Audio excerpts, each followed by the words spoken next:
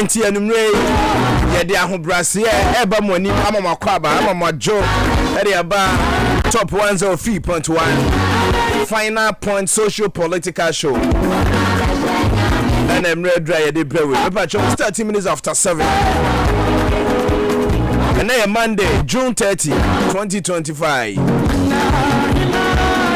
and kakra June so ya de kwa we ya ne sa na esa afi ne ya pai mu se ya enti wo bisa ho a de na obeka say the first part of the year no what my yama ho first part of the year 6 months and then what my yama ho and then I see one is so okay say afi we okay say you see afi we ma am for courses so mu yo be bi okay say obeka school okay pa de okay say odo ho beto adwuma mu okay say obepa adwuma ye okay say obe update you ho ana about the trust 6 months e dia na watima ye e was aboshe na wankasa wo de hye wo ho no 31st night e na ye ko bi okay say wo no mo nsa biem akohwibra ka say wajai enamfo sempi no okay say wajai e patwa akwesi say access so within the 6 months now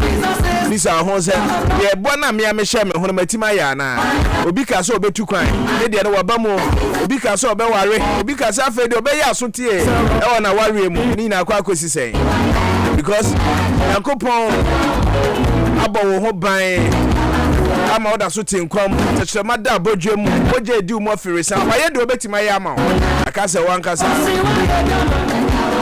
we push it forward now I start bibi kakra we wani to ni pass per capita bia ya adwuma eti obi cha 2000 o se wo per 10000 what this says can wani da so da say ni pa no so me pa cho akwa kwesi say ada na kakra no wa wunya ye no boabo no ye no fan start bibi kakra na wunim se no na betima bo wa abrabo mu ana enumre emo akwa akwa wa join fam na adwuma dey so your friend the final point it brought Monday to Thursday 7 p.m. to 9 p.m. the transit adwuma dey bro your friend me Kwabena owusu Agyemang the governor na say nkoma wa Said Mohammed leading the team as executive producer Philip Akona and the deputy enumre so benya live our YouTube no so patro your Top FM online benya yo and I would say yes the Top Radio 103.1 frequency be a would say free bia and command door so but me fan na say ma some spices mother your duane aye de pa asada mineral water nsuo mankwa mu ye krojen e de ye Dimafo Herbal Center yapomu dimu nsem na ekoyie bia koso kama de ban life caregiver tinhwe ye maame ye nananom mewafo ni na wofie abro mo ama ye nurses papa enti no mu ni djuma lavon tomato mix eduane aye de pa basma bia tindi ne sasine bo safe do ni maduane ye ina lavon tomato mix aroma Agyemang washing powder ye normal ni atise wan ye nsanso ho aye fe nhwani bia enhyehe ye bia mu aye very soft emre de fa bibia ho a de so bibia ho a na ye kama wa ho za Giddy Fred clothing ye de ntade shower obaka say free heaven eba ni twa wan ensa no fe kama fortune spread the body ni edi ama na ye kama pa Goyle 7 live on Top 103.1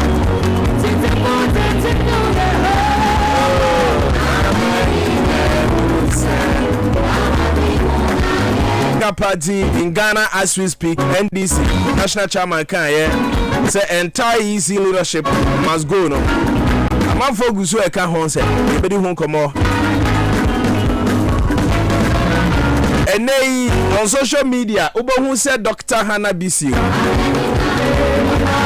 So your engineer check around so say rainbow so say commando so who the opachre and the one is Nam Forest ho Galamsey site ho no who na be say retired army microphone no free militia mu call 64 no ma pension no soldier microphone ni Aisha no hu say ya that's Odogana ama anyways Odogana Bia back in the oil no patcho SNABC you be hu come live on top 103.1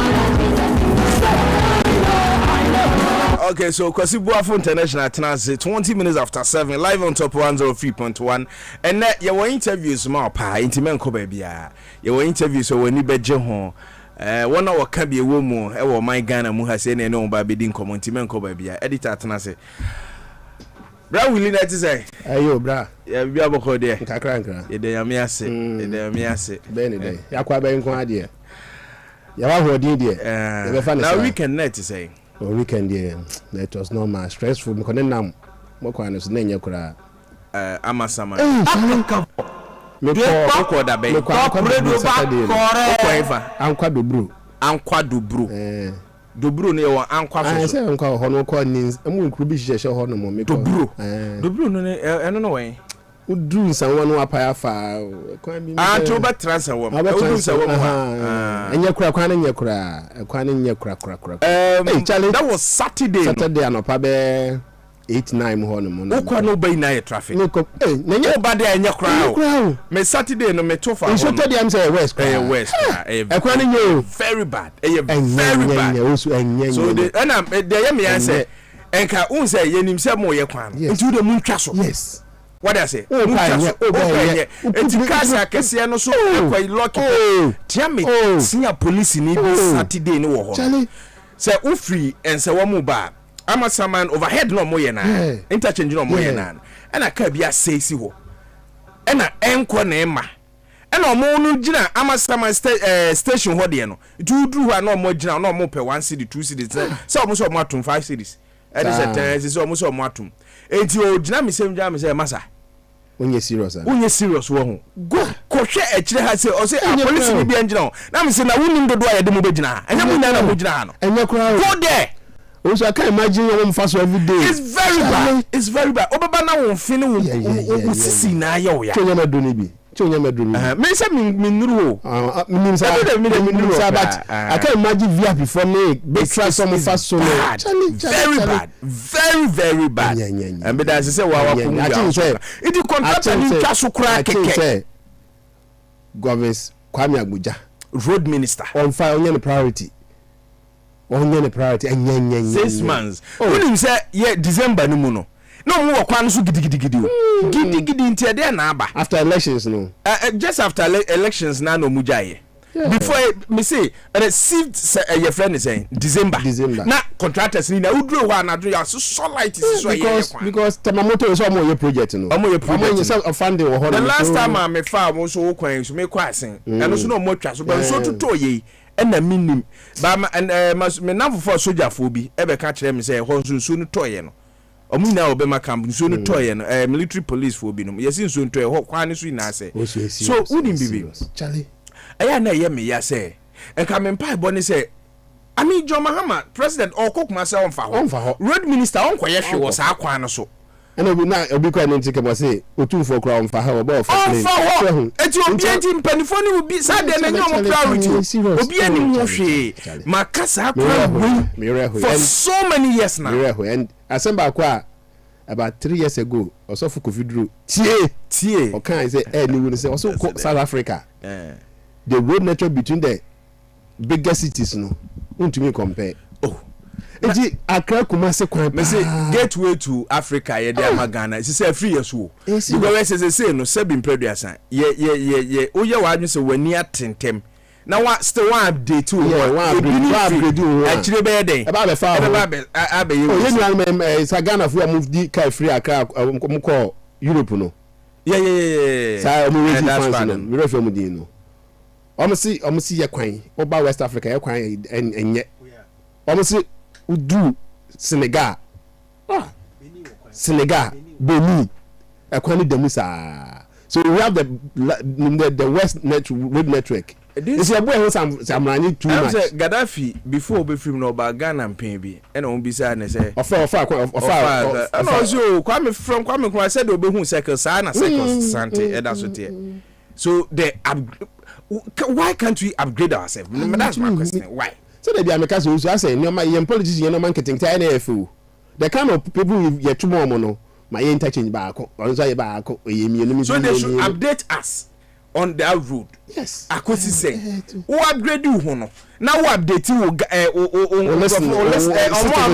so who update here the cost wo man no it's very bad you can use 4x4 imagine so you should destroy through and now rickety taxi now they can and you Areho I think say even though finance minister Dr. Kilsato forces somewhere auditing of all the auditing for how many months now obey auditing akabeye 1 year koto ama and asma auditing no we are obey updating whatever how musician say enti enkosi dabe asma na nipa na otika muka say ombe ya election time no master and people have Ghana for who tricks no more politics on the FM no ye because ye owusu Musa dan kwa kire say o kate sort said president former president Kufuor be obechiru lante die no kan influence vote said they got a flower pot ni na amanfo hu say wo dey dad on people so they should learn from it ye be ya yenye le priority yenye Accra Kumasi the busiest road in this country na quality say dey yenye I think so on Mampani Mahama on for the Nancy form on also be obeto so last also be on to us no meaning to na nipa so dey for by farm so by jonku na yo too much also too much and obetima dimu 1 hour na wundu you can imagine market a man of from this abobo architect am nam kwan no so no o kwa homa chese ko bia najo ade o man be kwa na ma citizen pressa ozu e bia mema before e beto aso no mema omo amaye situation said it be pa o da be na afa so e bia so tutu no ya na bia so tutu dia by is really bad amasama hofo and is one for more bre and is bad ozu awa how great Accra anameboa so fi Accra na okukumasi a sense ahom de na mo ken sense ahom de na ye kan ho na ofi aso na okukumasi na ekobolega ne Burkina Faso ne ade na o the free your friend is a Cote d'Ivoire so ofa say ya bokwa akosi sunyane ofa brekum doma wewura mu obadukrum wewura French right Cote d'Ivoire Cote d'Ivoire no okofa ase ho so a okọ Burkina nti na say Kumasi de enye na Cape Coast students from Kaswaso ekwan na ene so nye na ne de ko Togo no so which is hold there no so omoye na ofi house na okọ aflawa ekwan no so nye na say ekwan na etwa ho ehye na ya ade bia ye papa ai de ko a friend say other 3 countries na utumi fa kono na ofi Ghana ha na onya traflawo a friend say pamprama ekwan na 1 ekwan na eba so ofi Togo border na ukọ Benin border double lane from Togo Togo, Benin. From Ghana, then if you have one single answer, Ghana border, Afro Ghana border sim. But when you have border na, a quantity two and a tuba up to Benin border. Now yes, and I'm hoko kekeu.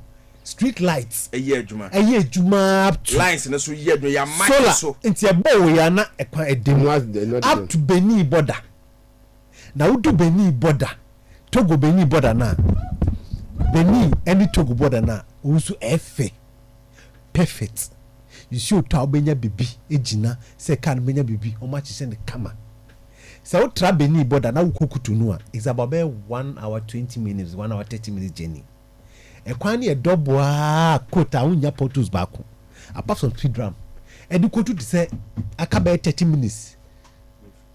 Akabe 30 minutes. Now we do kutonu. A kwani so ya say akabe 15 to 20 minutes. Now we do a friend is saying kutonu. A kwani sansu ya double sab to a kwani sansu ya double sab to kutonu. So we do kutonu a kwani a 3-3.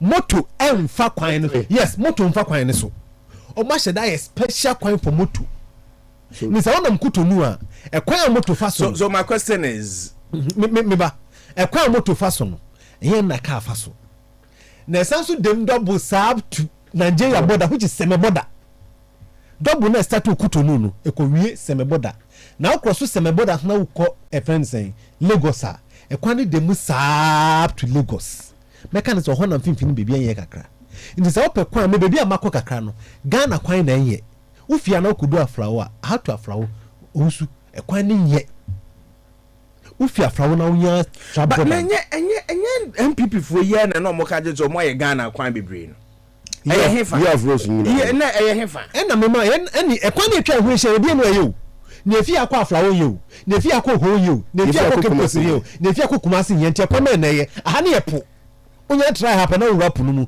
nti pono pa na ye ufia na udu Jamestown da but apart from that e kwa me say e kwa ka say kwan ye use efi akra kwa outside akra de ma de be ka say ya ye de ma brudi enso enko man bia so na me ka say wonu pe na ka say enko man bia say ye ne say ye gateway to Africa yes ye per say investment ba ye per say bibi aboso we think say we are ahead of Benin, Cote d'Ivoire, Nigeria na ye some union keto mo even though ye nyisi mo ye big but ye kwa na ye kan say I will say ni pa bre ye mpanifo na ewu too much because put on sweet like baby o ye mpanifo na mo kroma no obi ani madwuma obi ani madwuma aya ye kan keke say no muni obi ani wo ni madwuma say mpanifo no and they don't respect Ghanaians because enei obi abaso a otimfa plane de kokumase what does enti sa kwan no ankoye wo editor ankoye me ankoye awara why be onfaso obi amfaso so when you are talking about it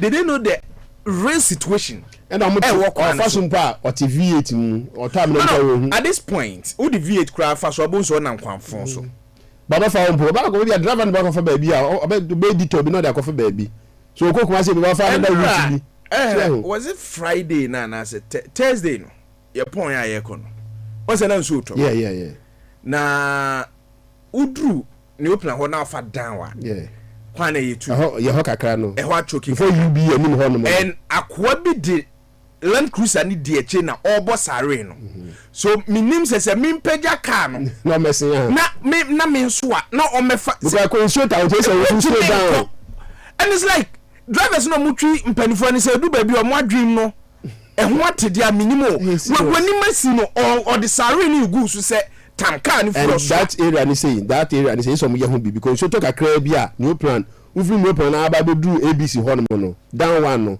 e ho choku pa I think say dream of ase ebia no maybe say ho choku say dia de and I say me patro minim and say one ayi no so friends say kaso out de no mo ya na kaso and I no so must stop it kaso de be road so mo ye road we ko mini ba no mo ye some na say no ne yake na o must stop wana me ba yes o mgusu ana za no mo kika me nimu de yes e Kofi Juma oh ye che Saturday no adentia Kofi Juma is under investigation say two issues his tenure at Gihok give her condoms say Moses Kasembi say a man for Pai say Kofi Dwuma diskebi no kaka dem say obedi ni call NIB National Investigation Bureau first into we no media for no to nche yes cars bi so hu say na me be to we ni a chance for no CID say give for say we am car bi cars mi ensa nti ye di ne ba CID and no se wato no se wato nti o the whole documents na nti o mako fa cars o mako fa car but the whole documents a kire say wato car but CID boss DCOP Linda FNSM Oba Fefe ono my briefing no o se den say o mo chema so Kofi Dwuma say we wi girl for car miensa wan wi o de Kofi Mr. Kakas Martin wasn't that because there's a publication by the Herald. Mate. Na radio station be friend was also Mlamefa Kas. So I want Kofi Dwuma the way I usually tell. By your money bill. 500,000 Ghana cedis. 500,000 Ghana cedis bill. So Kofi into omo investigations. Into whether what to na say on to no. Me say enu asem. Na arehu se me wo mu ne say. Emrade mo ho say wo ye CEO. Na owusu car. Na se car no is less than 2 years. 2 years ah. Untiminto. Is less than 2 years ah untiminto. Yes. After 2 years, Utima state transport. Yeah, STC. Valuation amount. Now what to car no 5% of the actual value na state transport the amount, right? Inti yamfa say wakoto car no. Na Ghana no so wa unim year na ekọ nanimu no. Na car no depreciation value no ba form. And you bet my Land Cruiser and wunya Land Cruiser 10 billion. Okay. You won't get it. Oh yeah. Unya Land Cruiser 10 billion. Ebo. Okay. But unya tree can after 3 years, 4 years, you know. You bet my bay a value amount. Na can be a barbecues okay, this time bet my ton baby 100,000. So 100,000, you know. That's a would 5% of 100,000, you better say. Why should you pay 5% of it? That is a matter. It's maintain ya mate in a say. Can it be cry 5,000 Ghana? Yes, Mr. say be a 4,000 Ghana. So how report? I read a report on the social media. I don't want to believe that, but I'll be very surprised if Kofi Dwuma will buy Ghana a Japan 5,000 Ghana cedis.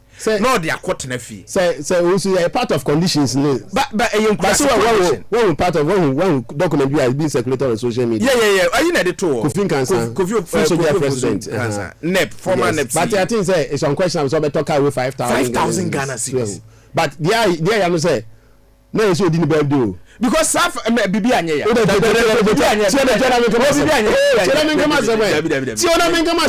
Constitution so the birthday. So they can't pick you up. They pick you. Oh, didn't birthday 75. They can't pick you up. They can't pick you up. In terms of my time, be as now, yes, I say, who needs to make my pick up? Over to me. My time to I played 75 years. No, the baby, I mean, constitutional room so the 75 years. I cried, you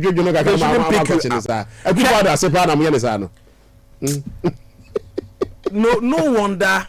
I mean, only Kofi Dwuma interviewer. They have no reason to say MPP Kofi. Oh, but what I say, me, say condition of service way. Say Kofi Dwuma, Emma, Gihok, profitable. And come on, the Kwan can ya. Yeah. I said, me see on my Gihok, profitable. You put on the car, we could and Kenya. Until last my share, SO is not say even appetition or company creditors are crying. No, it was trying to Kofi Dwuma. Oh, yeah, I know. Because Gihok had one of the best products on the market. Hebadingo, Hebafree, Madingo, editor. Hebadingo combination. Do you think you are OTW? So, and you know, contribute to the nation. Debbie, Okra here do a private sector. Or contribution to the state, the nation, no. The state, you know. Every one and China there because Kofi ni here, money you try and couple. Right? And no be another opportunity obey. That is why Ababiba Power we lobby for that position. Yes. But also, Nankasa, you said the influence and made them be small mind, more small mind mobile because we pay you. If you look at GRA boss, and Bank of Ghana boss. No, Jim may be not less than 100,000 Ghana cedis. 1 billion. Abran allowance is ye tua your friend is ne gardener car. Yes. Ye tua ne medical, ne driver car. Ye tua ne entertainment car. DSTV okay. Oh, we are not because say me be some wine. Now say you can go ahead and buy a state car, Land Cruiser 5,000 Ghana cedis. Now who ya say there na who editor nti ya mo say kan 5,000 Ghana cedis nti who meto papa it's also the money here and say nipa no performing pa say na nka gihok or challenge kasapreku bi na so bi in terms of almost sana because give na so ntomudi because about launch one product we apet dry gin no my total pack we say in sachet no no wo so no petition ma unya emblue fuse no gaga I don't know what happened to that product na me kan na was me Heba Africa one popular spirit by Heba Africa ba pa yes no madingo tina friend Heba dingo yes very popular now makes it what makes it let's say now makes it masala me say no manu what makes it onya color ben is that very Heba dingo no na so na Heba Africa yellow na we near red ntina ye bisa okay yes na mutinde lamb bi wo no say hey man na lamb ka ho so na the lamb na wo no you know but I think say Nintendo as a place no was impressive from what you see losses of money for the past 5 years or so no so because say the president Mahama kan no company quite turn sabo card ya you know yeah those conditions and I think they need to revise and I think it should be tied to performance we see you now you adwuma now we nya say we kofi anyame ya but company na boka now so the say money kofi my company na boka bia wo adwuma ma adwuma wa my company na boka na san de san na kofi osu ye ka asema China ye nyina China nya private sector state owned enterprises some of the biggest banks in the world are state owned say wo mo be ye nkofo me no be ye kwan ma ye kwa from say Sino Hydro no me ye chomu o me state owned state owned companies na ye adwuma no China nya private companies there's no private company in China most of the those behind China's massive development a state-owned company, China will remain a state-owned. It's why should I back Ghana? And I want to say why Siga for no more. Siga for will supervise all these things. Obi anywhere, private person be anywhere or running and san. Obawaka. Private person be anywhere. Also, only billionaires are women and san. About 3 years. No. Oh yeah, no what you share. It's in the yeah, papa, your friends say. Kokotin. Yes. Okasa don ko ina ekuta ne company. Yes. Eti aba ne se na wo state o. Enya wo na ye wo we se ne se ho mo ye snap. Omo ye snap. Heba Africa. Omo woda wa on the leko bi no nkura boba ba ye. Me se manu shariati was on family Takai leko yeah, that Takai leko. Very fine pa. So fine pa. Editor. Manu mi da fine pa. So it no COVID masam ne there. Even by Yanka say you fan I say you say no he's not guilty. We are just expressing concern about this condition of service for this CEOs no I am Dawson. Bank of Ghana Revenue Authority maybe I can see at the moment who adwuma yo. I think say there should be a company one program we someone say obi dey ba ni afani aka baako obi dey ba omo GP class president. Oh CEOs no. Yes. Na president their performance should be tied to our performance to attach to score budget. Mati say John Dramani Mahama say na point is no obi anwes mo obi anto state cars bi ade state bi ahwe no one cars man bene kufa do so cars mo monto bi what's no one I'm sure how the minister but John Mahama say na point is obi enye say obi ato state we say but which is good so that's where this dia omonya ne mra kra omonya ne mra but obi so betim de ka na sie sa 2 years na eye mono tiese ya hana ka so obi and declare na set by this day be and declare e dey no dey omo up to date so on deadline me say be feel here for first day for publish be feel here dey omo inti atin say do ka yenya ne mra so say ye ne mra inti atin say SOEs need there Dr. Person White wadwuma ye because don bodu ko ye adwuma ho no mo but I don't know why I say they allow some of these things to go on one check but I think say the NFS state enterprise commission and SIGA state interest the I think they should make them to work because state enterprise they be boy ka e be boy money kapa o money run a lot of losses are there almost serious omo didi fecha omo nyehwe like we don't see their impact it just is no does so they should up their game.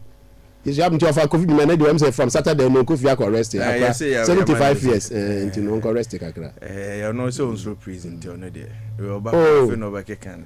Friend, so now Adam for friend. Oh, I feel no review. Onuvie. So it's also a June born. So somebody baby ya mo kwachini ya. June for na so kan yem penny for no.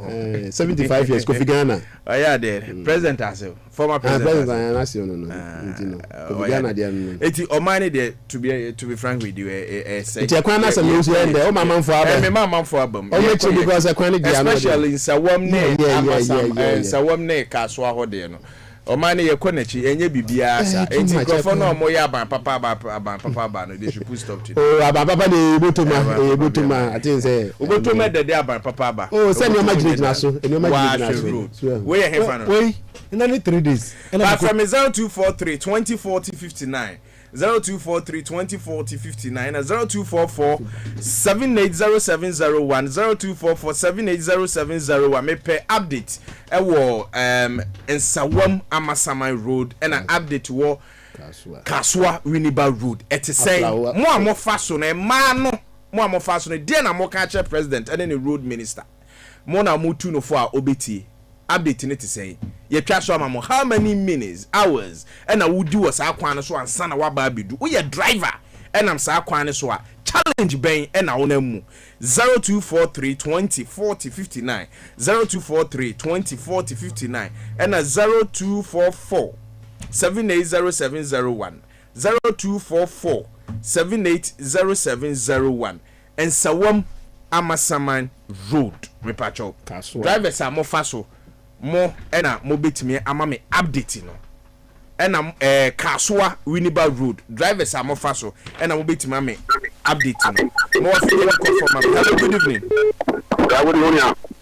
Masa how you driver na? Wa ko le kasa no. Oh you driver na. Ta mo nda wa ka me ta masa. Far from me. Evening say. Masa say. Ya me adumo. Na bi aboko there. Madam so papa bi we gini Ghana. E dey am. Madam so ati no taxes no fee. Jack, na Kwabena sa two road no faso. Looking at brother me for masa. I know you.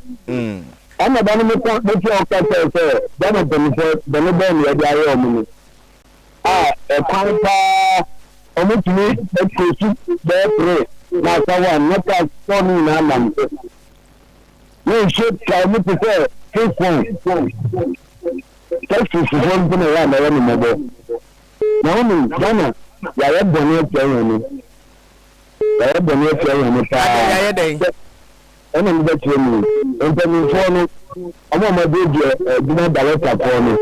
The solution is say omo tia let us look on the first and second. This is 15. We could do that. We better never assembly maybe. We assembly the driver. Why am I doing that? Anna, about maybe or what? But instead of there's a new affair. In Kiamuka, now implementing the mobile side. What is issues in the doors wrong? 80 Fatima yechire na yenye sa investigation na mo awate. Drivers na yentua mo ka no so ye ya mahu pa mo akatua no so kranye. Hello, good evening. Hello, good evening. Kwajo mele won kasa pe ma mini power flow. Live on top 103.1 final point is in here. Hello, good evening. Let's say very bad. Sorry. 0243 20 40 59 0243 20 40 59 and 0244 780701. Hello, good evening. Good evening. Yes, Nyame adumo na so e. Yeah, only about Kwabena nyame mo am patritain. Asisi Nyakwa na meka wo so. The plan so ni tuba. At a contract I will get find the plan to do the plan this one year. You need a plan to that and also the Vietnam. And the plan in but not for the 3.5 years. We can't draw a plan that a black in from time. Every topic that in that. But we should have mountain. Okay, I'm not going to do a plan. If you come in the Libyan country, you start and with that contract on the corporate. But not because we one, yes, this one I'm starting to. I want to make a no Kwabena, when the car in Nampa, the 50 minutes, but not making more than 1 hour of time.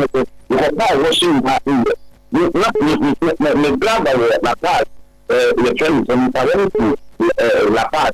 But not to track time, I invest in the time. And we play about the part. Now, in go to, without calling the Kwabena, you bet you command you sit out something in the country because you draw something. Francis Akanse mbi ase omo yeye fever. Epacho mo fit for mama. Hello, good evening, let's say. Good evening. Epacho I work as a friend. Me dia Adam dis da ko san ko na me ka. Oh, okay, mama nti ominua. Ya mo san kan ko. It's all do. Mo sa ti do do ho mo dia me ko. Ya mo san kan ko me ko ai mo. I am more about it. My pocket that I can't say. Yes, we can get the out of a camp. So we can get the next wow, can't go cap. A baby, let me say, no, never the grand become the crowd before also. Tell me the young cat of papa, master. Look back home, the price 2 times. Because in a room, part of it. Hello, then there's a banner. Now you go to the way attack. Never some call it home. Masa, uma mutaraina wa ya huko bi. Now we are Yeah, Semo. Hello, good evening. Yes, sir, good evening, sir. Pacho udini baby akasa free. Oh, the friend Toronto Mikasa free John Terry. Toronto John Terry. John Terry. The person beside the road minister no hot here or and no pen and person beside. Oh, hopa. Ayo, yeah, that's it. Hello, good evening. Good evening. Pacho udini baby akasa free. Your friend Alex Kokutem Fifi Dansuma. Lex Koku. Alex, na Dansuma there's a one kofa kwan su bi and after afa. Hey, openi. What side baby? Isi abibia me paso. Pesa kaswa kwano. Ihu bi da. Ya mi yani se. What be a warna? Nso to a from. Pesa what ni nyina ni ho. Nte nso to a. Wait, you for me profile. What kiri? Eyi keketo. Bisi sa de we die. Nti ayi monka sa fa ba ma fo fitire ni mo fo fie. Nti emu wie kura ye pani wie. O ma ko ye ka lungu sunu. Ma nya ma fo ko tanu yera ma om dia. Problem dey enso tina. Because o ma send anima ni nyina across the country. O ko afra road the same thing. O ko Kumasi road the same thing. O ko Kumasi Kolongo. Na ona ko body. Alex, may I say hello, good evening. Pacho Hwane.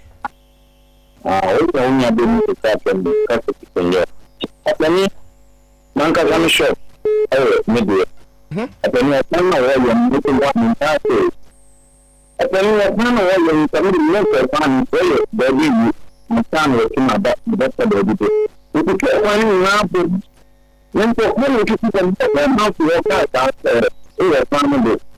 When you are the it's Nancy and Tutu, if you are a crime and that's not about any tablet. With a family, you be a this will be a car for them to help me. Thank you for this for 25. But when you walk it out, time is a ring corner bow. Now, the time in the grant to look for Neban Cap to pump to you. Your family, the one who is the most common person. Every day, you put on the right, your family. You also secure one country because in your family, you present the baby, you can be good you, never a team. You agree that I agree that we all the in my other no compact. Let us Yamishra pass also Odo. Hello, good evening. Good evening, Yamia Dumo now also. Kasua na modi ene te sen. Papa, anya level account echo university anya sa level account university na mo level account o be japan. So ni to ene so tutu ana. Master o be so ko chepe master wo ka so ntumi ko be ya. Obi, that's me from me. Mpacho me too. That's this way I said that. I don't know who to do a radio. Also, we can. Me that's it. Don't worry. Yamin show. Me that's it. Yamin show. Hello, good evening. Let's say. We went to me engine so from 0243 20 40 59. Me pay update. Kumase and Sawam Amasama Road. Winneba Kaswa Road. Hello, good evening. We didn't baby Akasafri. Femi Abobi Lenge Kasafri Bawe Bule. Abobi. Abobi Lenge Bawe Bule. Now you bruta. I mean that. Also me believe bruta. Mami Joe. Mukaona mine ye.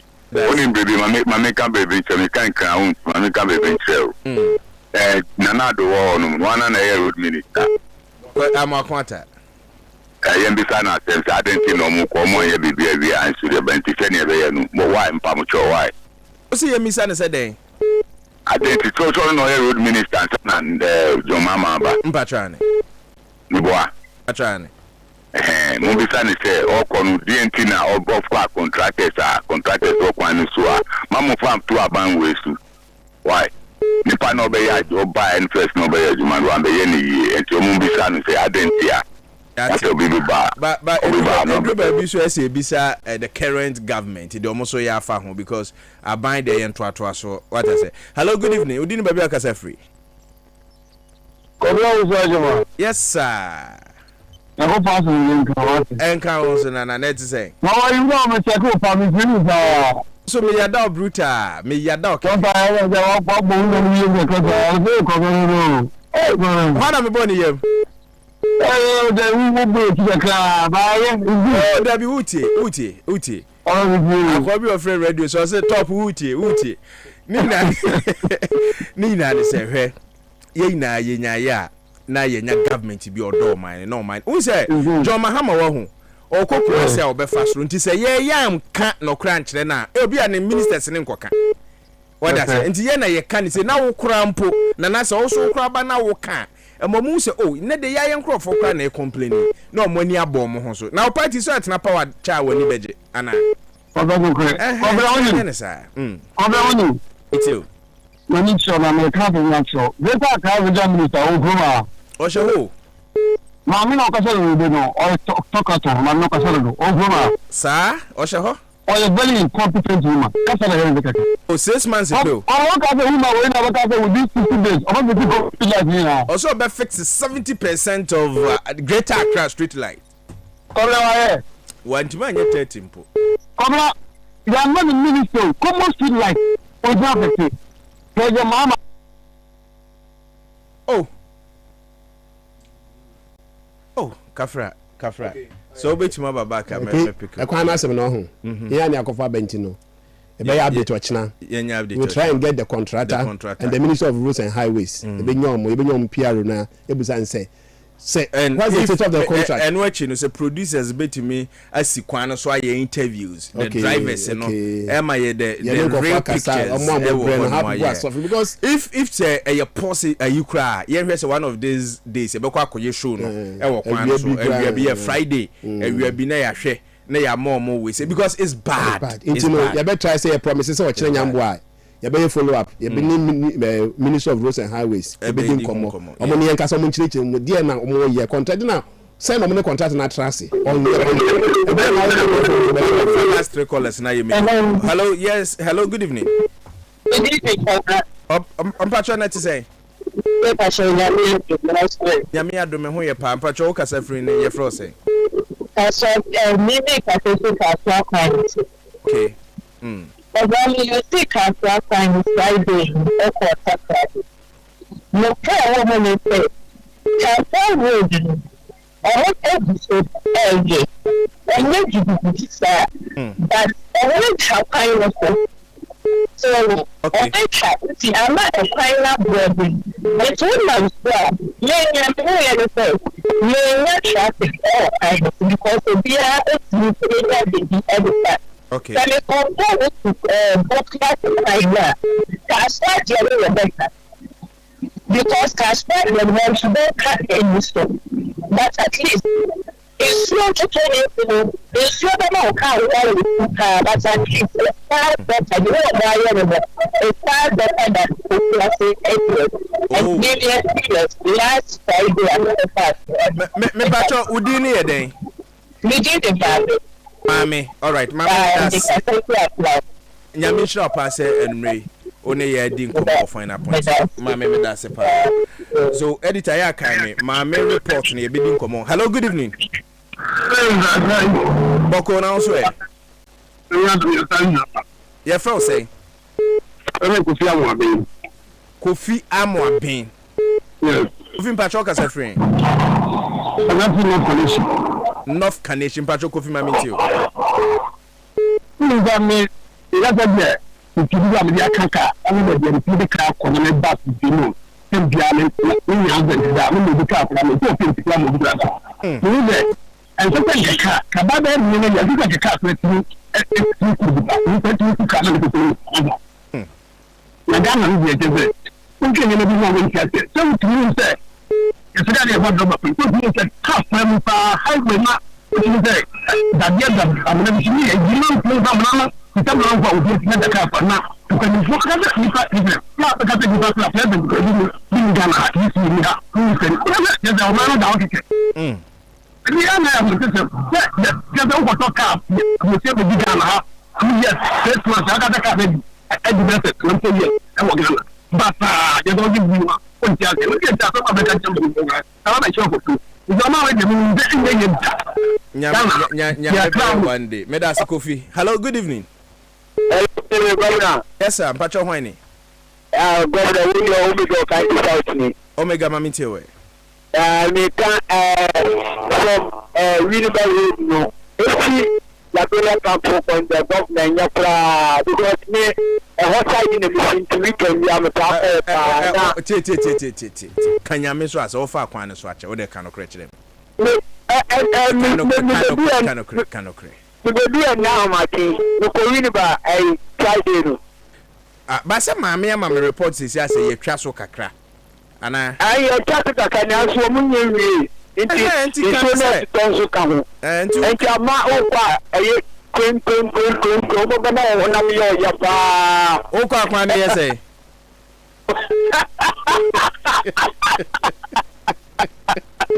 Everybody power from Nigeria we got some. Hello, good evening. Hello. Yes sir. Good evening. You do any abronya. Abronye. No. Okay. So ko to store abronya yan ko so. Tata abronya so sale no time person so. Abronye mamiti. Mpacho mamiti we. Na ntare mu kwa na ayo kan. Uncle, you know, Uncle, more contractors there. Because if I want to go, I'm going to go. I'm going to do 15 to and I have 13 to. Which is a band on the way. It's also a website 5 and I solution.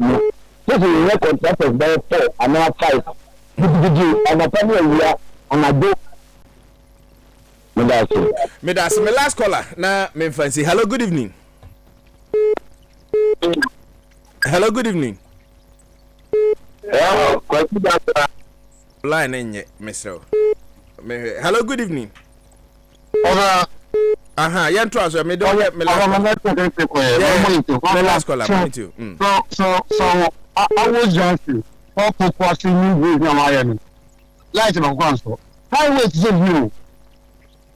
What is that? I was Johnson Cosifa. I will just report property ACP. Oh, Nana T. Last week, a card deck in medical booby. Editor, one and buy an American. Messi, a more food. Debbie, where the more food in Nippon in a whole person cross road and a light and so so.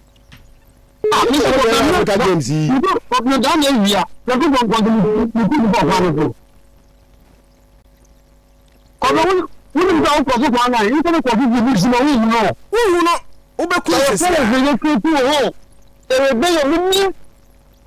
Just your people know when you pick a light and saw a plan of my but the intel power for the one and I the car from highway. What 10 years who's a car so free highway, but would you go car be at duty?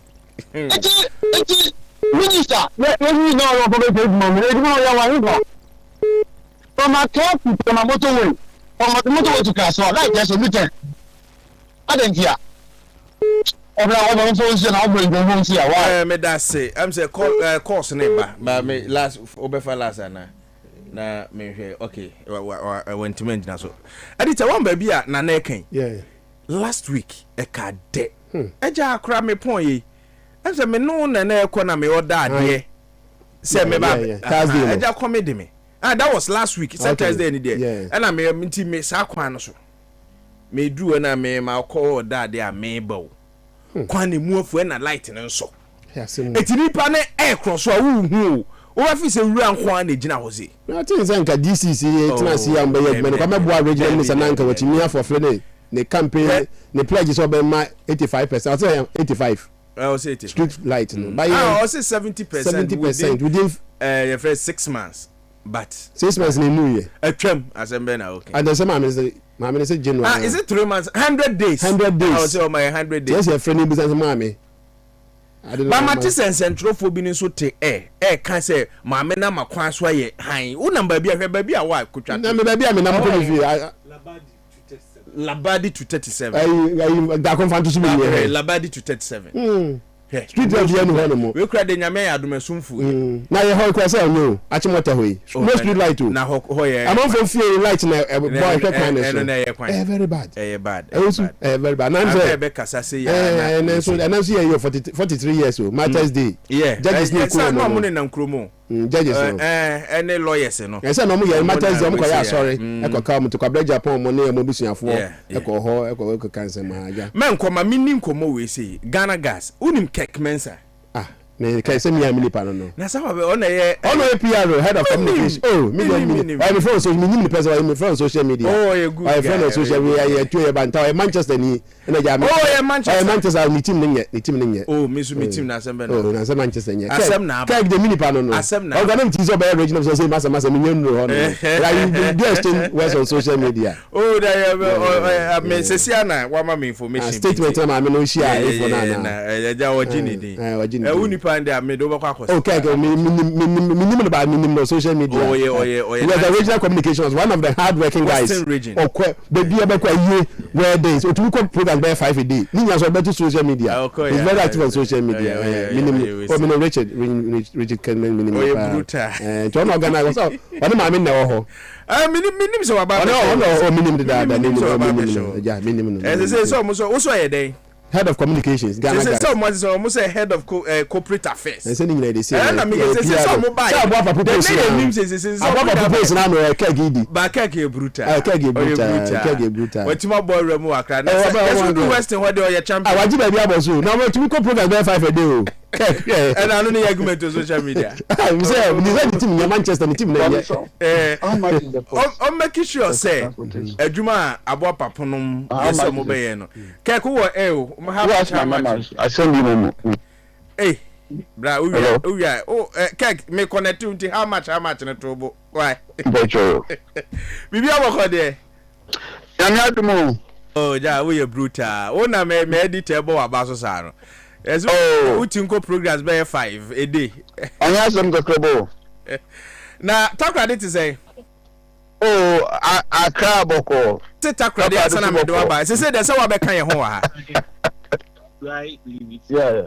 Say one can wa be kan ye ho wa. If you make proof fe wa sum di wo ma betina nkana traffic na. No one can wo ho adwunwa. Na mati say o no madam adwuma mo ye wo Ghana gas de say tie ni mpacho ye ni nkomo kakra and then na mo ye Ghana gas this nei exercise be na mo ye oh mpacho oye if you do abasen ko na ye dem dwumezi on there okay Ghana gas yin na enyim there abano ogbo de medwuma no na me dadu yin there obohwe na we produce gas for oil power from them production oil electricity na no kan na ya de medwuma na acher na yen see ofufura yen oil miss ajuba blade no me dadu in there ye be ye Ghana gas no yama a fund and gas no for production of electricity so ampara, but ye pursue there ye di enenya industries ama ye tum ye produce electricity no ma one we are na yama industry so gas ni bi mo wada ye manufacturing no ni other production nti the mayor that but we are shifting more attention to the industries that you supply one gas and water oil manufacturing. I'm able to you see, you're to about 2024. And able to 1 cent what to about a on President Jomama Sunay that doing double created Jumama Ghana from Hawaii. Then paper na Ghana gas management na CEO why there yebo buama private sector no we tum we bebe adwuma na wa tratre adwuma no man Benson and Ketesia when adwuma ye nti to sampare there or there hwe na ye produce power gas for power for the production no. We are also accelerating the driver ye debama industries the gas. Nti neme if you don't know about Ukraine ye called Tema oye Central Ceramics, Central Refinery, VRE no nyino nkaka ye kai sir oye ye no off takers na wo oye Tema enclave no na ye wonu zinkita zi srunkwa ye hwede ebotum ya ye proper partnership a ebotum ya ma yan industry supplies the wa kwosoro nti demna edan yeke na munia ifide mekro oye Tema menyu ajesu na reho kam aden onye de enyim de Chinese company Central Ceramics we tum we pay oil refinery where yeah me too enyim there we boy oil refinery wa Ghana ha or Tema ha private owned oil refinery company. Yeah me na one capacity 40,000 barrels a day. In the oil expansion and next month I will start 100,000 barrels a day refinery. Na be saying there na refinery adwumen sika wo man for so wo mo bitum boy bi private individual tum boy bi na otum oil den Otumonya for some otumo expansion. Then what is happening to our talk? That is the question. Maybe some if the private person, if the private person is also, okay. Yes.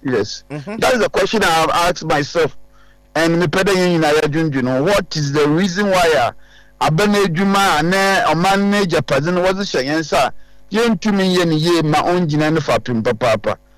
Before you be from Krankoma na ye di ni kra say if a private man ebetima run alcohol company am what business Kenyan for so then look at Kasapreko. We can't do this. Why? Kasapreko is a household name in Nigeria, in Europe now. Mo kwafu pi wa abrochia nde mutukwana ado obi saying there Brem Kasapreko. Abediti na yen angasa yen de hawk na oye Ghana banzi no yentumi nye monyi eda no president Mahama kaken no bi no mse there why the president Mahama akadam because Ghana bibia ye zinsaye ye nuanom Muslim ni fu sinchana and wanze won fansa ye bibia onam there wono sumni chirinsa na monyi na ya kan na Roman fu Pentecost fu eyifu na etwa ngakakra ana there be open goes for you in tribute. Pen goes for no kakra what this man. Me no yan kubia or copen or on kakra. Woman fu won chi. Enti abedinti na yan company wo yan sa da no president Mama ke was ye as in say ye nyaja ye den san ye de ya fu ye de party. Arahoba ye den san ye de ye de chichi ye re. Enti bibia ye bia as in say it's abedinti the quarter nsa. Or a cow my company no at the verge of collapse. These are questions we need to ask ourselves. That is the only place we have. It is not the normal politics in there, MPP and this, but holistically, no, or there you be saying there. the maye ya ma man Ghana ye number tell say ye sonko bi ama man na ye timu no ohwe ye fie ye free mo obi aba opese ono ntimi nya mansion papa bi na on timba don man the question we ask ourselves yes kwayin fa yes kwayin edan na lesin kakraka ahin na ebedem edan na lesin big room na po aba side na eda wo mpado some people want to war bed me yan could be mu call the bed no say now what do you need this bed for why your king size a be not that schedule let me say about table tennis or about long tennis what are you using it for because in panaka canal pono it is only one side that you comfortably sleep at each night and so then yanka say yes say imagine this Chinese for one of them kroma Pakistan for India for one of them kroma and when they skaba when say they buy luxurious mansions for kroma they look at investment sikana sabi po ya mismanage yinya yetum political appointees bi no wo na aze no do they even if they steal the money na was the investment wo bobo factories na aza nka onye hwe but wasteful ventures cars and for subi anyi hu dana for subi anyi hu no wo see the ma can't we change our mindset for once very why well. Can't we think of our future generations yanembe wale badaba university university now why I filled up but when we school the Agyemang no him why can't we change our narrative na yan there so even po se sika na from pa why then fan ye factory bi embo bi kakra na man so wonya won for so problem na sika na ekogo abrochi na abofa fa yeska problem Ghanaians name politicians ye wono no say at least mobile munya sika kakra ade na momfa mie bi adwuma mani padodo nya de enya bi nye that's a big question na ye bisa mo but the last time na we see you can be say as a Ghana guys appointment meje matu amesida bi adwuma na wa hwama mameda ye bebe medri na menya appointment ti me je atwo me ma hwe enwon na wozi mechi no. How can I know the many basic Ghana gas for one schedule? That is not Kirk Mensa. That is not John Mahamad's appointees. Instructions from President Mahamad Damayeno. Saying now is that Ghana after 4 years in Ghana Bay Kabosh. Very well. Because question that President Mahamad Dama now appointees in standard was set time Obiano. Mijidi there. Say when the man got in there 4 years ago. No man Ghana wa for nothing pay for power. Very well. Kek, the last time I meet you, madam, no can say Ghana gas. I said my workers in also crano. The previous government efa broso. Oshe from oya some keso mumia. Oya sama ye can e bibi free the ye normal politicking.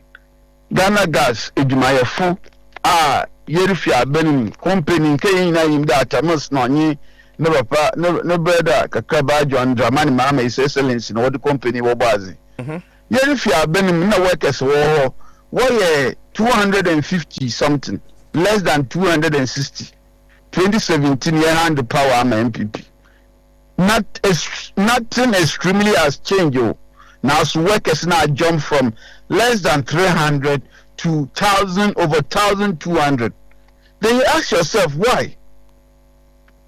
So if this find an astronomical increase in the workforce goes with maybe you to me a second phase, a third phase now, in Canada able to me it tallies with the production. But the same output here and the workers baby since you are the one coffee obey and SMP. Other companies so general the company has to stay before I mean, Osho Nyami anymore cannot cry. Are you telling me, say, enka 8 years under the previous government, you know? Nanka mo phobia. Now feel say person ni pa. One fan kwafo. Nka de mo one fan kwafo. And they are union kwafo. Ghana guys, we need the technical staff. Oh, okay. Even though the numbers are astronomically high, the non-technical staff are many, but we need a lot of technical professionals, engineers, na no one who we have to employ. But the truth of the matter is that how can the normal jump from less than 300 to over 1200 with the same production level? So do you think it's the same production level? No, ye the ye hui under NDC even say mutual 8 years cry. The John Dramani Mahama Naban, you name the Ducasin, the Ebo John Dramani Mahama, why a second phase of the project. Into BBR period maybe a some and on bompe Magana, a ban out to the then Pessican to me and start second phase. See 2 years of second phase now say, yeah, you move okay, so you think the previous government in the effort and for the right people to say the workers are here technical staffs? I mean, duplication of jobs, baby. I think at the appropriate time we will come and tell the story of Ghana Gas. A lot of things didn't go well. More reception will cry Kwabena 20. I mean, mom, I call Abba and say, Sabini me odu ani table ba ko ma be ye phone net ho after some hours na for Ghana mbebu nso yin adwuma wo pe adwuma nti na reka na aka ne ya hwe ne yesu kakra. It's a very sensitive issue. Other ye kono be for do na yetum ya addressing once and for all. Yeah, no you can share parliamentary select committee on energy and green transition, and this was one of the major issues you discussed. Nti me feel the Ms. Judith Agyemang, new CEO, now on the board, they are thinking of what to do to make the company sustainable. The message area in the area cost cutting agenda. A lot of wastage in the budget were presented last year for implementation this year. No, company board, Yamba Pokofiti to be quite no, new CEO, Atinas there. A lot of things has to be slashed, so that the company's book can be very, very good. Because my kind of so Ghana Gas no yedi janko for you. So we yen year in GPP 2 year kawasemi. Ghana Gas in Ghana banning here the Ghana Gas could have just implemented the project on their own fund and balance sheet. As I said, Obi no kobobusa $1 billion. Etu my jumano etia canal we. And yes, she be why then for so but into me for ye edumane and expansion. But one quoted them, then be wrong. And at the appropriate time, when I seek permission and I'm granted, we will come and tell the story of Ghana Gas, how we left it and how we came back to meet it. Megana funi na we appreciate them wakodo. Some menu in ID who dance say and the MPPs no more kind the best CEOs na Ghana Gas CEO. Dr. Ben Asante now or a part of them. Even first 5 okra no kan ho, and you are telling us say the way Musijan ho more and yes I no more Agyemang. Ana but I don't know the statistics we do choose best CEO. As I don't know, so I wouldn't want to speak about it. Dr.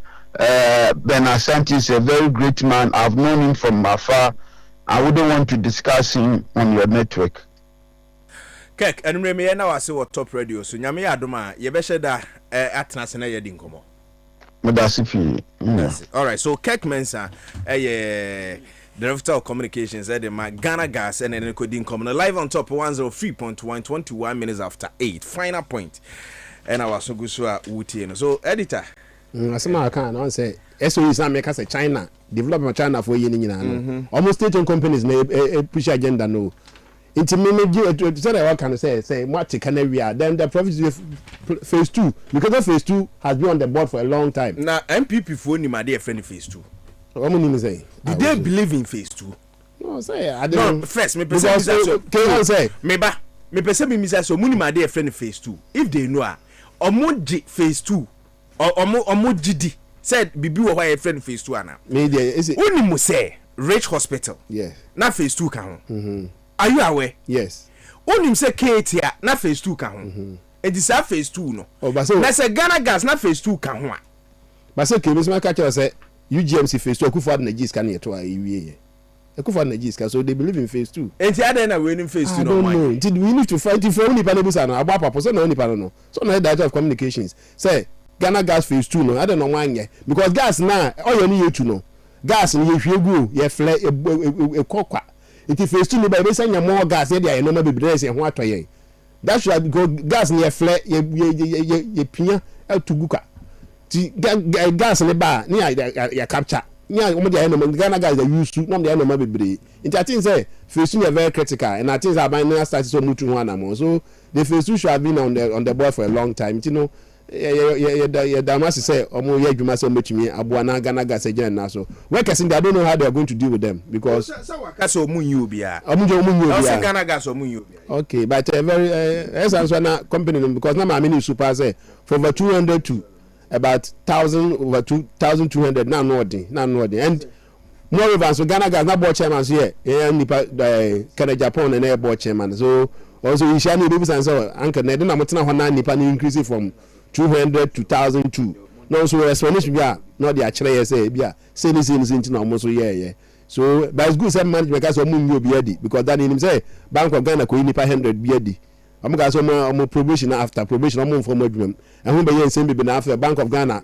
as I recall omu say ja omu sa me ye adwuma no omu hwe omu biem nti I say ye ni MPP ni NDC no omo de state owned enterprise na akọ say be omba no mo de mo ko fa question bebre nipa no qualify na question na nti na amafo kura bi ka say be anka as part of the transition process nke be ka 6 months before elections you know me and fo bi our adwuma yes some people are proposing there as part of the transition process you know 6 months before election me and fo bi our adwuma maybe critical areas security maybe be fun baba ko mi be fine but 6 months before election general elections me and fo bi our adwuma ni ma aban foforo so wa na be wini a ba wini na be sa form na form so won form na be fini pa fa na form yen hye ni misimi say adwuma bi say Bank of Ghana gas no so no ye fo bi a enye one day na dey fa ebi ko interview ni ensa e dey public service commission no nkan it we need to maybe come to a position as a nation say you be na bia I think say that position is very good say e be 6 months before election no you fan go for adwuma say when I win kura party na watch so na say win a wo ba na what take it time okay so na fache me na nipa aboni di na me na kasa no ba bi o no ntim ne abuapapo na o bi say omo cat I mean criteria be na dey fa nipa omo fa criteria no so na omo dey fa nipa think na me so make no that's the question I know be say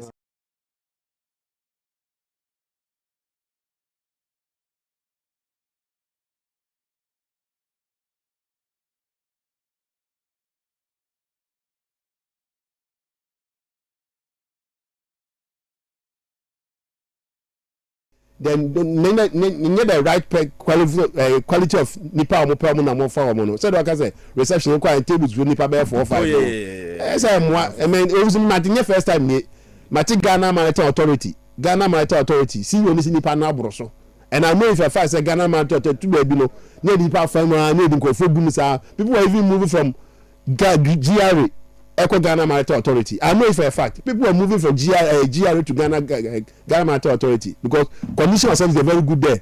Just independent be go good. Yes, a teacher for no so push ba a teacher for no push ba. Now ka say any yaya dam for CUB e di nkomo or say aban na nkasa de nkrofo so there from another institutions ba omo and o ka say no they campaign too much into no the Ghana gas situation because of your education in Tiana obi awie so kopa aban so obi akopa adwuma yo ntina eso mti obi da komo obi da gutie na wadwen baby o obi da ko so obi bisa say yeah dey na dey body ni ho go we fortune spread na dem any fortune spread emu odeye the papa no ma the papa taba ko dey so mo say omo de kaka esenya nam ba ko no kaka fortune spread so anya brodo wanya misi abua ototo kwa da fa bi fa ho wo de no ahu anwa mo pa fortune spread that kro mebo bi wa ha say all the vitamins you now remove the amount body you fine nkwala ni di amama adwemu dom nkwala ni kwa suya di ko fine mano fortune spread edewu na kombe no me so be ncha edewu Kofi Juma se mo kan no Kofi Juma se me ma de wala ma kra mi hwe na fortune spread you hear fortune spread no me fa nya ebi ma no ebi ai jollof bi ma no na Sunday is a weekend my birthday oh sir Saturday no oh yeah na my birthday Now didn't say me this see kakra. Oh, For the first time. it only could man the birthday. I mean in June was. Or no the Saturday. That's what the other company you. I make us say there's no loss. It will be the birthday. When they say na come so me di me di ana mo be fa me na. We are found now. Why we do? I could be kana. Oh, David. So editor only me. Lavon tomato mix in one home. Is a Ghana for Adiatum. Oh, baby. The stamp as is so bang. Me mamma can be no wako pibi. Na mame mo nurse ni bi aba so ye retired nurse. No 37. Hono ye adwuma. Na o si de wi am si di ho adanse nti ono so ye den asoma ne ma amoma akoto bi. O tie yen. Nti meje ne voice no no adi ho adanse. Ama Ghana for say Lavon tomato mix na ye kan ho asem no. Yen kan keke. Na weekend na me birthday me dey see me mpese we say na mommy frame say me mra no mo mpai mam timi ko no wa jollof kakra bi na Lavon tomato mix no dia dia proponents ano the brutal the brutal e ta ma me ti ase ma mo ho no aya ta ma no mo mpai mam mati ye nyame a e wa asase so ye maame na se nka wa ware a wo yire no mo dom ho a ono so ye the third person so ono so bom mpai mam obompa ye hirawa no makoso mo enti mamu maye niye maame no ho agbo ye bompa so mo nkoso an hira na ye nya scan show mo yes what I say very important so Lavon tomato mix the rough na ye thick once the tomatoes and I me so mepe menim so otindi tomatoes when utim di ni sa o me na mitim di o ye kama pa mitim ti bi answer na me waste na madi half na ye diane o ye minimum diane no o ma me manya na ye pan yana eni ntia David o ba pan bia so ye be ma na obo na na ye pan na me pan okay me toss be ikura me toss 5 and in the one wo ye otimi o otimi o de what you would man now call that oti da ho aba fe na editor de matras mo ye say 6 last but why eni ntia the last one de mutibe mo de pa eti Lavon tomato mix no eno na say Ghana for ene eno na man use na ni je se wo mu ni say oye no now de wa ukotope omate 1 cedi e de otoba ku bia omote so 1 cedi nti omo nyamfa so bum na omo pew so oto no 4 cedis oto no 5 oto no 3 cedis 1 cedi ko Ghana Education Service for e de support Ghana education no so okay unam kroma be hu billboard ni so na nkwala hyehyɛ ntade ho no mo matwem o say donate 1 cedi ni na nti atin say Lavon de no ana ye na come nko for gidi Fred we ya do mo omo nchen ha ya o nko for ni brutal ntade on pa ho omo ye brutal weekend be gia de bo hana mi say nko for be ntade nam nko for yibo adwuma and I'm say we said here nkwala wie school yi GS we was GSS sorry who are call America say too young but be sure the answer no be question no you we nya adwuma so hu now ready she me yes so hu we me pam you yes enti no akwa na we GSS or tifie dey na hoye even now go divie now the crowd ba phone fa ne bread gidi Fred for ho no mo fa ne bread o mo top radio nche he ya oba fa ne betu adwuma mu answer be question no no won say na adwuma osu papa bia sikani bi pa na nse no free mu yesi ne ba ne ma ne bia pharmacist bia doctor bia so nim sana adwuma ye na onim se ye nuano mo a dodo na tu kwan no yes omo akọ school bo omo kodu a omo request adwuma okay me say so obesua minim lady bia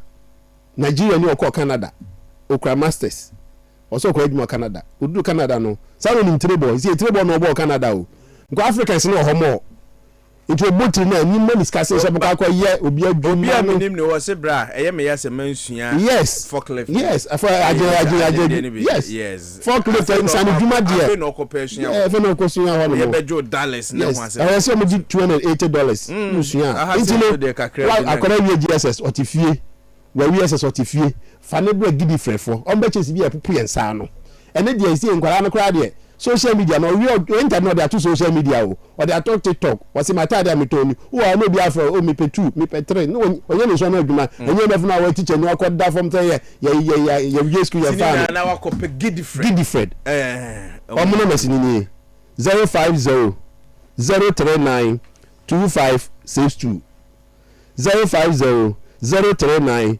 2562 gidi Fred omo by top radio enche ya audio hu mo audio ba top radio do be ko mo wa be hu Osano ubehu wani so ade. Onya okoho na osua adwuma na otimpam tade bi ma amanfo no advice o so mu use jama washing powder. Emfa wash.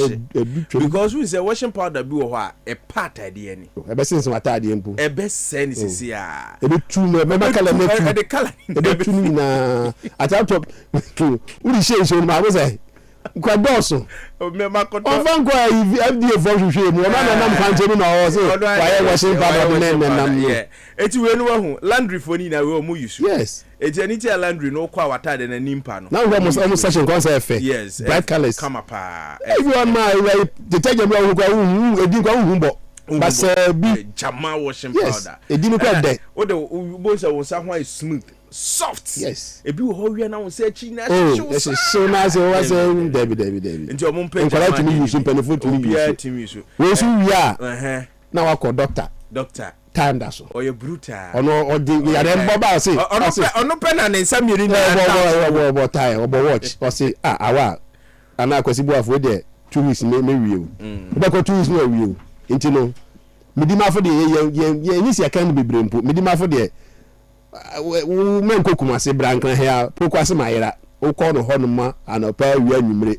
Ono doctor na nkasa no week no obankan ono abanka ofi kumase ba wache days ni mo days o kumase days on clan nti ko aba ko doctor na nkasa nti ono ko kwase mayira ko doctor time da so doctor tu jamfi on na suma na dey Agyemang no na ajisa de na wa family ni mu na besi ni so nti ho the do yare bia ho the do onya ya ko doctor time da so obe midima for Herbal Hospital obe sure kan so tutui ko to do sisi man ti beka mi jonku mi wazo mti beka zo mi jonku na life caregivers life caregivers Abuja Bagana life caregivers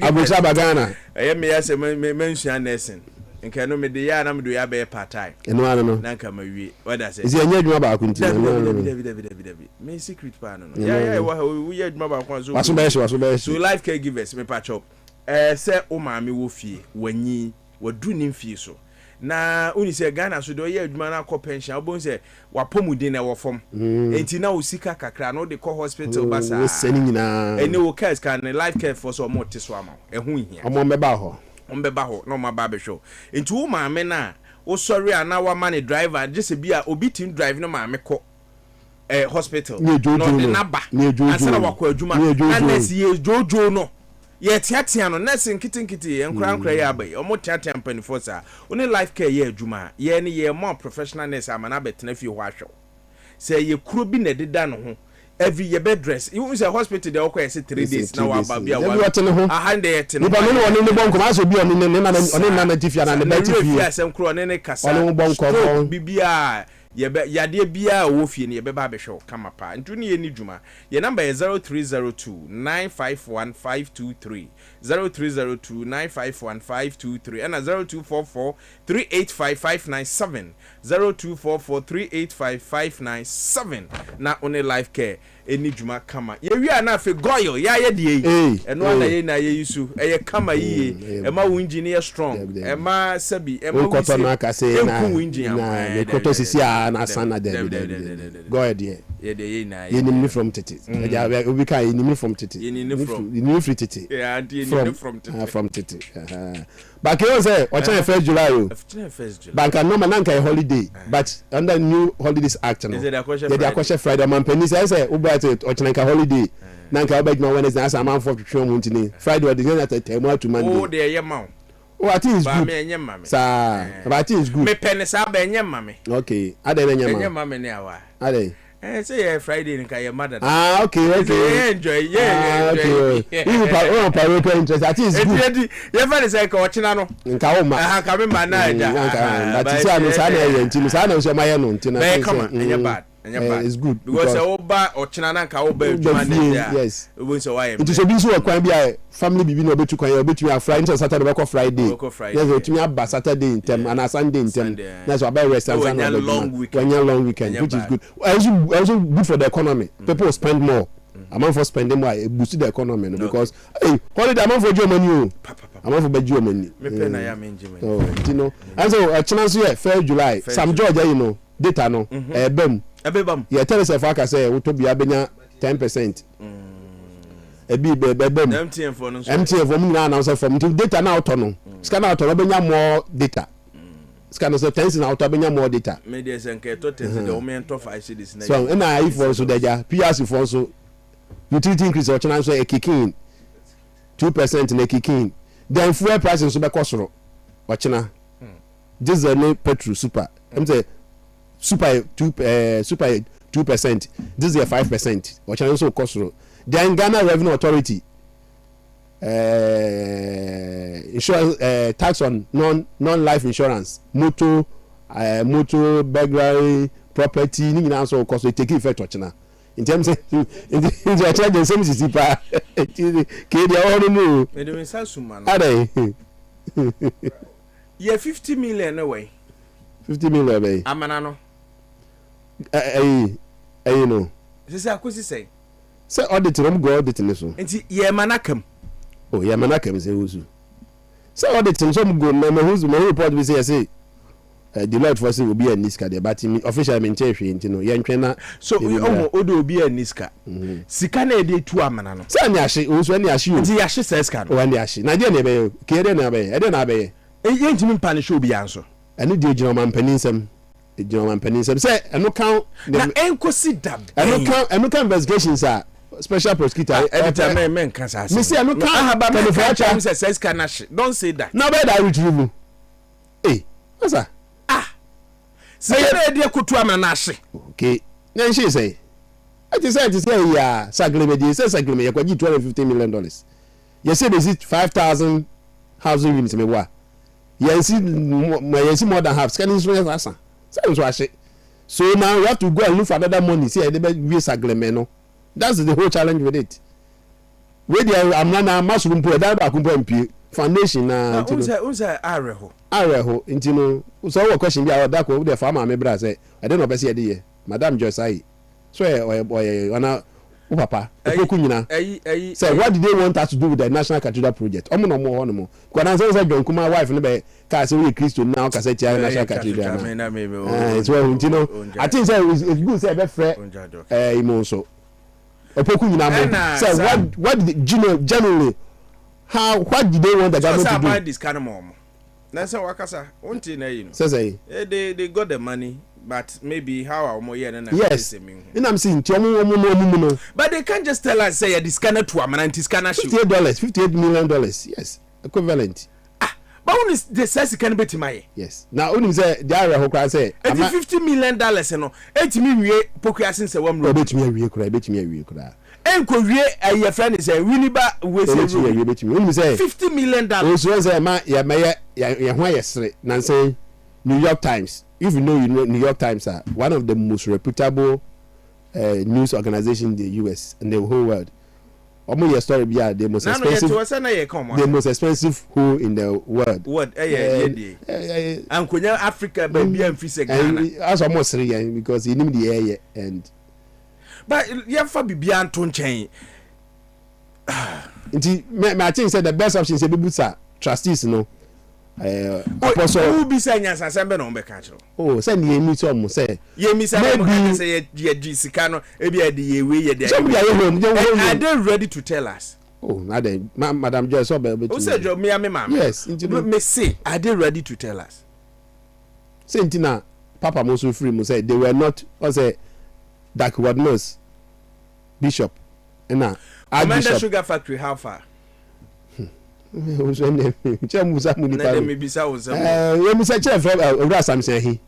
Deputy Minister Trade and Agribusiness and so Musa Samson he say Accra now Commander this man's on so make I say Commander Sugar Factory what Alancha Martin said no I don't say factory bit me sini e bit me ayo so na so me catch now my last question I may say bisa Corona a ho blast ye na MPP for see dan no omotu aba omo we phase 1 omo we phase 1 Ghana ne fe wo be ka phase 2 phase 2 oh go for me show eyo mu na na mo ya settle am o eti phase 1 na alpha phase 1 omo we so go for na kwete ma ka phase 2 no phase 2 I can't insemu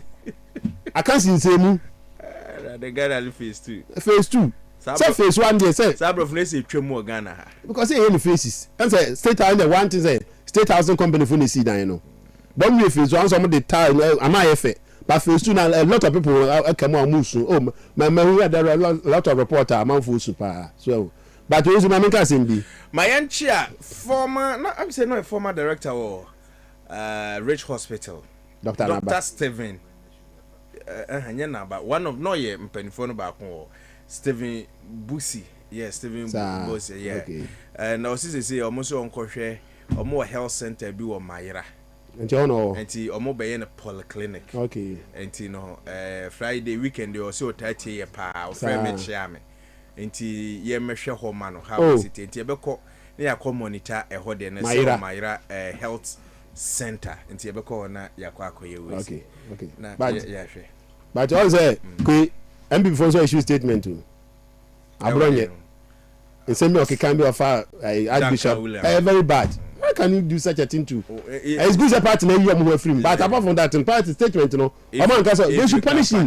They should call him and they should call him to order say massa then you hear TV ono ne say ono na you know say ja say can Japan so you hear on social media and ono no ko bi ne ono say I say almost matum na say wontumi social media I wontumi ntum say wontumi ntum e dia sabasa mo betumi asaba tin sam na kan enye I don't want to say wakogi sika na give phone ko fo bi aba case wa hanti no ndi dan kan na akogi na atem didi odi papa very bad. It's good that the party has disassociated themselves from it very bad say ya nya politics as politics na time as politics na come atem didi politics wa ya now or di kan Japan dia na move president on say that agubat nyen mase and it's good that the party general secretary has distanced the party from such irresponsible comment. How can you make such irresponsible comment about one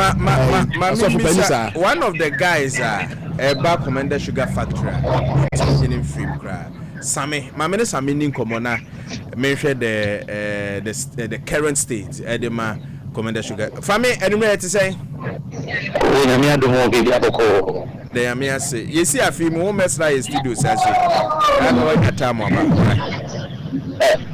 so what you repeat it am me see you see a film yenya nin komo studio say per time na bra yin nin komo why of course and now for abedu aka nti ba we see be share now Commander Sugar Factory 6 months in here you rather 7th month e wo yi enimu update be na betim dia mame yo me da say my music and it's just on come waiting for this apani badona I think within 3 weeks na we trade minister ni we no I think within 3 weeks and trade minister no ba Commander Sugar Factory and even before then na trade ministry na ma a team aba Commander Sugar Factory what is here and so they clear the way na machines out there was here no well they told us that it was going to take some time because the machines need to for the past 8 years and 1 year humanity they needed to get some parts into team now I think only about last week and the presidential advisor on a great Honorable Dr. Otukono was also there last week Monday with the team now by inspecting trade ministry team now in this year make us say I can tell you confidently there just about 98% machines now or there was some now repair works and they are almost done. About 35 men from trade ministry, technical engineers, were Commander Sugar Factory, CCR Mekasa. Now, one my in and CCR now Krama will with the repair works, Nazano. And the open our by inaugurate Commander Sugar Factory governing board on Thursday. And then in a Bakra and into the Commander Sugar Factory. Open repair works, painting, sandblasting, it's about 98% done. In the next 2 weeks, Commander Sugar Factory will be fully operational. Hey, Sammy? Yes. I somehow can what you say there. Maybe 98% done. 2 weeks air bay. A bit my yeduma. What your definition of salvation here? Factory here. Mammy, so Sadaka, I mean, Queen, Mini, na ya kwama na ye fede abandon mama factory na yejuma. The 98% done America no is about the machines na rust na repair works and others no. Last week Wednesday we saw all the machines to test, but because of the rust now some of the repair works there were 40 machines. It's not all the way yet. But the engineers, we have some of them from India or they for sure that in the next 2 weeks, all the machines in our repair works should be done. Now, when it comes to the farmers now, last week, Honorable Dr. Utukono, the presidential advisor on agribusiness, or by so he met the farmers in that warrior engagement. I mean, even there cannot be any work here on community sugar factory without the governing board. In the 6 years now, they are almost done with the repair works machines. The next step, I believe, the governing board. By Thursday, the governing board in the bar. By then, in the next 2 weeks, we will a test run machines in Juma. Okay, so I feel now they will be at the end so come next 2 weeks. Now you be text. I who say machines now yasa I repair no. I feel they not that they produce sugar. No. Can I say because me say no. Or in the rest, you when you leave community sugar factory or you're close to employment. But maybe you know to us. Machine na mo yesi wona mo commission somewhere June, July, August wo baby no MPP for about 8 years no. Mo change some pass be 80-90%. When I'm changing room and I say be a muko siesie keke. You most of the pattern or the way servicing at least every 3 months. Imagine the pattern you have to do servicing every 3 months. You've left those machines for the past 8 years. What do you think will happen? It's like you need to do a lot of repair works and make a yen as to name for and today yes to friend waiting in our year. Into repair works are a lot of the part totally rusted crowd that was the same. So they didn't even import some of the parts from India with the technicians and stuff in India. This year make say was a lot of the parts because I'm the Kwabena person for the past 8 years for 9 years. The machines, but the parts of the machines that needed changes now. Why and they for sure that in the next 2 weeks we'll run testing once the previous government catches na or more trust or more strategic investor Bibeba has say so obedu right? Yeah, strategic investor. I can tell you there was no strategic investor there from anywhere. You can. Let me thank you so much. You remember that every time they are member studio, you make a community sugar factory once and they are out there. They are going to engage some strategic investors and now they go to parliament to say a lot of things. There was no strategic investor anywhere. Remember what they did in there was a caretaker.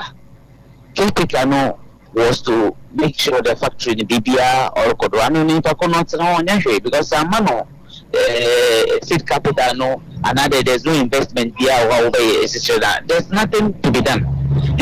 I can tell you 100% that there was no strategic investor because on several occasions this year as a team Honorable Alan Chamantin, then Trade Minister Ofiwa, Honorable KT Amonsube, I met him severally. There was no strategic investor here will be there. The university on truth and they were just throwing it out to the public. But there was no strategic investor. When we even filed a question for Parliament, then Honorable Alan Chamantin Pokwe to answer that question. He made us understand that because of the COVID, and if you remember, member studio, that because of the COVID into the Indians, strategic investor in Waka India is not able to come to Ghana. So there was no strategic investor here to Mbasite and other recommendation of factory. We are there every day. and from our engagement with the ministry, so there was no strategic investor. Yeah. Very well, like you said, what about Bedrakra? Over studio now you're being common more. Now this time or no, still you benya brown sugar from India. Now if you buy no white, you know, the finished product, no, now where the besha say every year you create for no one you produce the white sugar we say no higher. I'm there. I even left someone.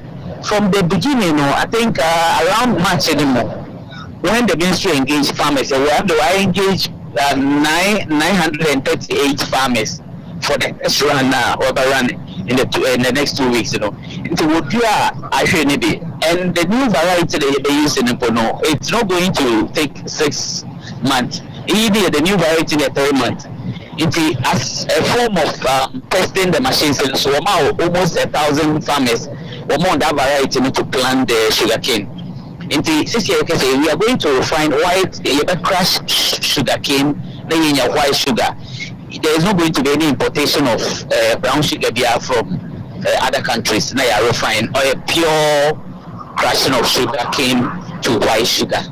And this year, and say in your time, you anytime Diano, a bit down. I can take you to the farms, nursery farms some are about 8 weeks, some about 12 weeks. Now farmers and so on is there, but I can take you to all the farms there, and you see that we are going to crush sugarcane.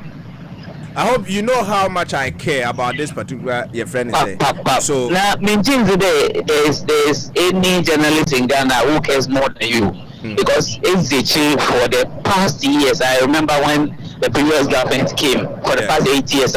But still you were following the thing. And we thank you so much for that. So madam was me person me come fantin about me kind. But your friend is saying Naminim said the direct and indirect jobs in the year over 7,300. Are we still going to have same number? Mobile Juma, direct and indirect workers. Yes, but that's it. And the 6 year no. In fact, any just some simple. Eventually, and the owusu factory essentially the whole sugar production chain. There's another part I refer the molasses.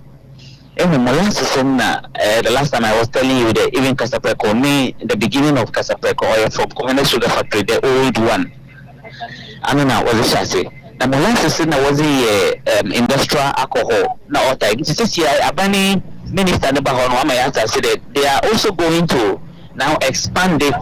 Now we see what we call a distillery for the alcohol also.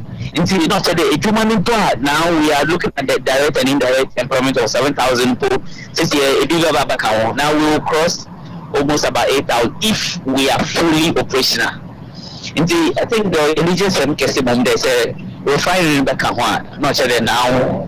We are on a different level. I mean, listen to them. I always tell you, we are only interested in the way.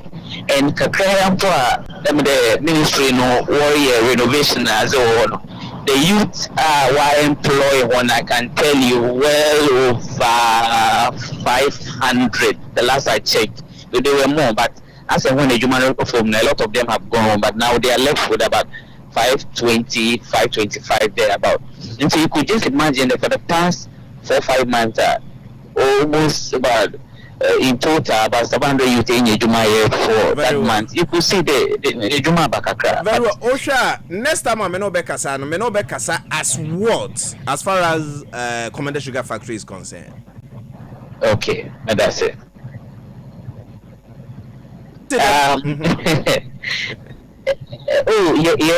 As a stakeholder, it covers the sugar factory, but compared because we are only seeking for the interest of the youth. Mati, you're the director of communications and as a board member. Don't worry. You're more paid than BWC. You're okay, so update very good. Very good. I'm saying my timelines. So can say the pass I factory we are very happy. We know and say you 2 cars. So say farmers no more. So workers so far say 500. And say NDC factory way. Now you produce sugar from Ghana A to Z. many MPP for Ubika. I'm telling you. Including Alan Kojo Chema. Because promise it's too much. Timelines be brave, but okay, Mammy Fawusia. But also, when I can you good board, good boy, your press conference, a good board. Also, what good to come with 5 billion. Not that Hanabisi way. Hey, now who know? Where Hanabisi? Over the world, Hanabisi. Sure, was in Robocop. Yeah, was a share, action. Hey, Masha, you see, Lavos and 100 tomato mix pure better. You 1 Ghana city at the Happy Sunshine Education. No cray, ain't take I say. A baby will better Lavons and 100 tomato mix no. You 1 Ghana city at the Happy Sunshine Addition Echumedi. Lavons tomato mix. Love day inside. 100 tomato mix. The chef's choice. FDA aji ejadi nkatuatu. Midimafo, Pokwase Maira Accra. Midimafo, Pokwase Maira Accra. Midimafo Kabak Accra. And you won't hear passengers to Gumika in me. A Honda did one aircraft. Hey, and this Accra, no put the demo. And the demo, the said, Dickham Atlantic International University, America Memo, about Dr. Vivian Babasu, honorary degree as a professor in biology in herbal medicine. It is said here, I am more. Oh, listen, you wife, your copa war. 1 year, 1 city. We send the 2 months and 8 years. College na and said am koye na esakakra to say what page mama hodiam bem college na we ba the crow stroke nso de we fan small chese agidi wa wu ani de asie no yare bia etatia e wa Dr. Tanda so and so diabetes, hepatitis B, prostate, hypertension, malaria yare bia kuma say we abugo opposite government school no and nkra hanso obepem e wo pokuase mayira kwa no so for doctor 0244 774 282 number 0500-727215. Midima for Herbal Clinic. Midima for Newa. Good energy hits the road with exciting choices to energize your ride, giving you more options to take you further. Watch this space for your choice. Boil, yeah.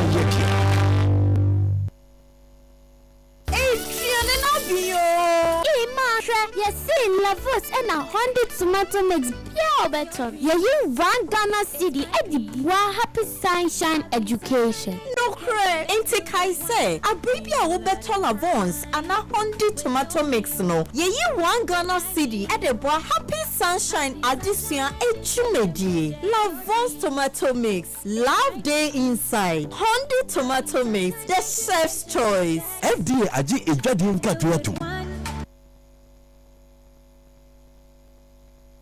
Edika fonu kwa komanu omo yedin nitie ho wutie ho yenyina tie ho ommintim owusu doctor wonsu akokra Kwabena wusu Agyemang the governor on Final Point social political show Kwabena toja PM ya